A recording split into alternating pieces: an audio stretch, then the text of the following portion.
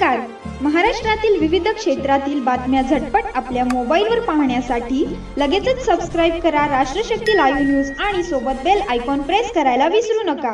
नमस्कार, मी राधिका जाधव. आपण पाहत आहात राष्ट्रशक्ती लाईव्ह न्यूज. आज एका अशा बातमीने आपण सारे हादरणार आहोत. कोल्हापूर जिल्ह्यातील हातकणंगले तालुक्यात एक धार्मिक शिक्षण संस्थेत घडलेली घटना माणुसकीला काळीमा फासणारी आहे. सुट्टी मिळावी म्हणून मित्राचाच खून, तोही बोळा तोंडात घालून आणि विजेचा शॉक देऊन.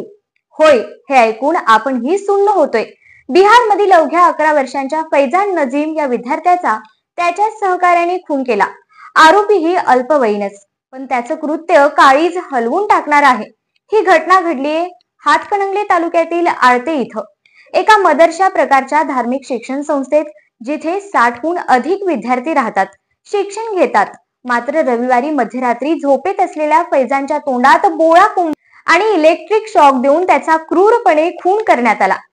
हे सर्व सीसीटीव्हीत कैद झाल्यानंतर पोलिसांनी संशयिताला ताब्यात घेतलं. आरोपी विद्यार्थी अल्पवयीन असल्यामुळे त्याला बालनिरीक्षण गृहात ठेवण्यात आलं आहे. सुरुवातीला तो शांत होता, पण बालकल्याण समितीच्या हस्तक्षेपानंतर तो बोलता झाला आणि खळबळजनक सत्य समोर आलं. फक्त सुट्टी मिळावी म्हणून एका जीवाची अशी अमानवी समाप्ती. हा फक्त गुन्हा नाही, ही आपल्या शिक्षण संस्थातील आणि समाजातील मानसिक आरोग्याची गंभीर इशारा आहे. पोलिसांचा अंदाज आहे की या गुन्ह्यात इतर काही विद्यार्थीही सामील असू शकतात. त्या बाबतीत तपास सुरू आहे. जिल्हा पोलीस अधीक्षक योगेश कुमार यांनी रात्री घटनास्थळी भेट देत परिस्थितीचा आढावा घेतला. राष्ट्रशक्ती लाईव्ह न्यूजच्या माध्यमातून आम्ही मागणी करतो की अशा धार्मिक किंवा निवासी संस्थांमध्ये मुलांच्या सुरक्षेची कडक चौकट असली पाहिजे.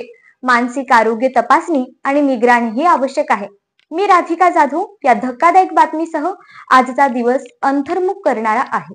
पाहत रहा राष्ट्रशक्ती लाईव्ह न्यूज.